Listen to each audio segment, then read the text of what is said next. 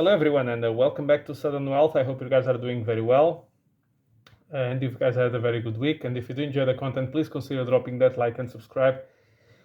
As you know, that's the only thing that I ask, and it greatly helps the channel. So I was not to record a video today, but I think a lot of stuff has happened on different fronts. So let's tag along. Number one, stocks are continuing to sell off, which is normal. In any bull market, you need some time to breathe. What matters the most is TLT, the bond market is recovering and stabilizing, which tells me if it keeps up like that, most likely the stocks sell-off will stop shortly. Now, when I said, and I've said this before, that I believe that the Fed has removed the risk of the stock market, now that doesn't mean that it cannot go down. Of course it can go down, but it will not go, in my view, meaningfully down enough for me to care. And in that front, that's actually really my opinion. But what you need to understand is the Fed inflates the money supply by on average 8% per year. So that is currency debasement. And then you have the 3 or 4% inflation. Real numbers are probably 6 or 7. Let's say 4%. So that means 12%, 8% currency debasement. That means when you go buy a house, it's now 8% more expensive. And the 4% inflation when you go to McDonald's is now 4% more expensive. So 8 plus 4 is 12. So you need somewhere between 12 to 15% just to kind of break even in terms of investments every single year. And the S&P doesn't do it. NASDAQ 100 does it. Then crypto does on top of everything else. And, in my view, it's all about the bond market, particularly for the risk assets. If it stabilizes and recovers, I do expect stocks to follow a similar pattern. Now, yesterday, Trump was convicted of the 34 counts of, in the hush money trial case. Does that matter that much to me in the great scheme of things? No. I think it's going to get, probably a fine, some restitution payments, maybe a house arrest, maybe some probation period, maybe, some community service. I would be extremely surprised. And if that would happen, now that means the US is turning into a third world country like Venezuela style. If they would actually put him in jail, I would be extremely surprised. Now, the question that I raise for the people out there is, if he is elected president, because he can be elected president, can he pardon himself? I don't know. Maybe. I mean, it's never happened before, like a convicted felon getting elected. So, this kind of unprecedented. But in theory, I think he can forgive me. I think he can, pardon himself. I don't see how that could be a problem. But maybe, if you guys know, I'm not a specialist in U.S. Constitution, so I don't pretend to know. So if you guys know about it, it's actually just a funny exercise to think about. Now, in the election coming, am I in favor of Trump or Biden? The answer is very simple: Trump. Why? Does it mean that I'm a devout Trumpster? Does that mean that I belong to the cult of Trump? No. Trump, I care about Trump for selfish reasons. Why? Because I'm of the opinion that it doesn't matter who wins, in the sense that if Biden wins, I need to take care of my life and make myself a millionaire or a billionaire, right? If Trump wins, I need to do the same. Now, let's say that Trump is a great president, but I don't do my part, but I don't become a millionaire myself. What does it matter to me? Not much, right? What if he's a terrible president, but I do everything right in order to become a millionaire? See what I mean? So at the end of the day, it's going to be up to me. Now, the reason why I prefer Trump is very simple. I hate wars. With him, there's no wars, apparently. I need to use historical evidence and compare. So that's number one. Number two, he cares a lot about crypto. I care a lot about crypto, or at least he's voicing his opinion in taking Elizabeth Warren out of our backs and her goons. So that to me, it matters the most. See what I mean? I don't need to agree with all his views and policies. That to me is kind of irrelevant, to be honest. Is it more like, the questions, I only have two questions. Is it more likely that we're going to have peace with him or Biden with him?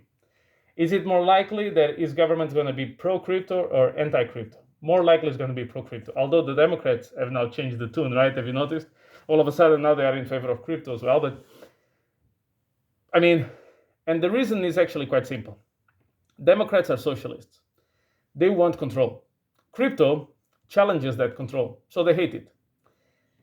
Trump is a Republican. Republicans like to make money. So as long as the innovation happens here, as long as the fees are done here, as long as the volume is done here, as long as the money is pouring in here, and they are taking a little cut, that's all they care about. But to me, that matters more than what everything else. You see, I've done very well, for example, under Biden presidency in the past few months. Doesn't matter to me. Now, it's just that from a humanitarian perspective, I hate conflicts and wars. So that's actually the main reason why I would go for Trump. And also, since he's pro-crypto, which is where my money is invested in, I also care more about that. So sorry if that offends anyone. I don't give two shits about it, but it is what it is. So that's on that front. I would be extremely surprised because you'd be entering really third world country territory if they would put him in jail, like really real jail. So, wait and see until July, I think, July 11 or something like that. And we will find out.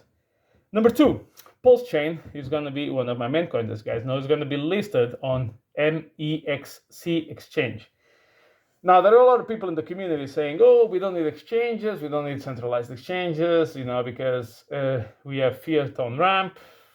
We don't need fiat on ramp because people can just bridge through Ethereum, etc. Look, if there's something that has taught us is people love convenience stores.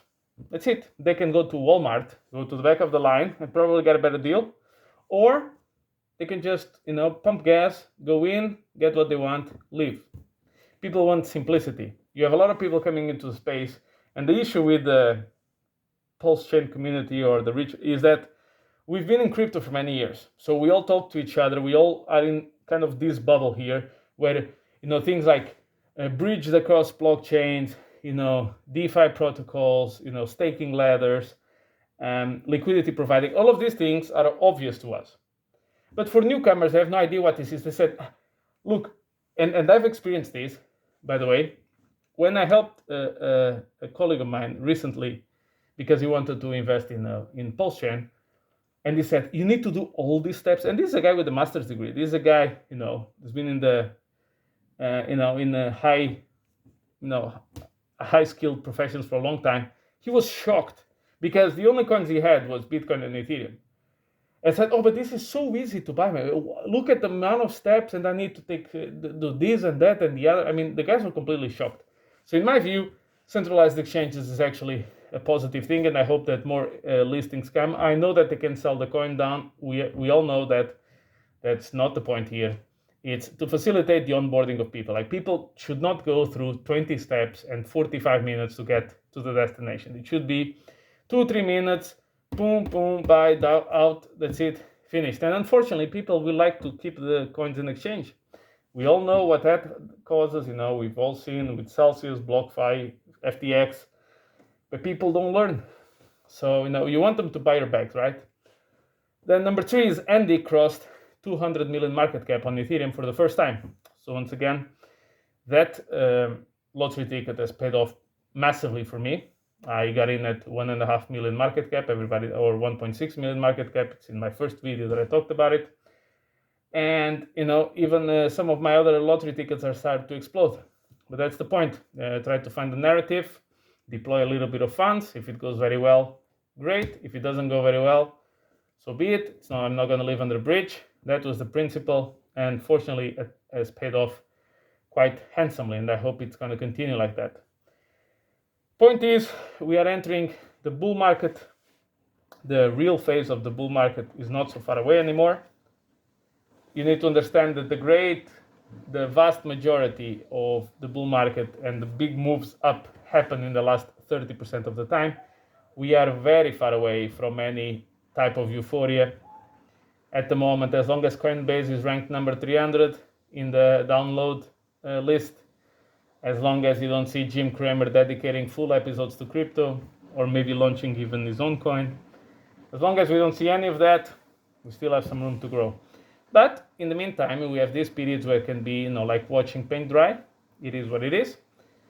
And, that's why I always look at stuff like April 2025 or 2025, and I don't lose myself in these week up, week down, day up, day down, all this kind of stuff. And with that, guys, I'll leave you be.